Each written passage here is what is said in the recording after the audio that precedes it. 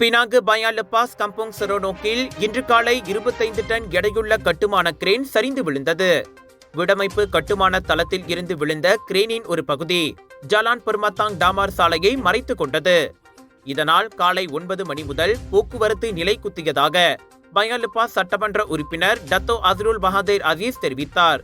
சட்டமன்ற கூட்டத்தை முடித்துக் கொண்டு அவசரமாக சம்பவ இடத்தை சென்று பார்வையிட்ட போது வாகனங்கள் ஸ்தம்பித்து போயிருந்தன.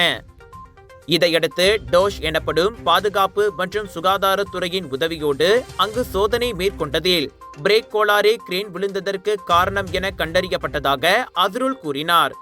உயிர் சேதம் எதுவும் ஏற்படவில்லை.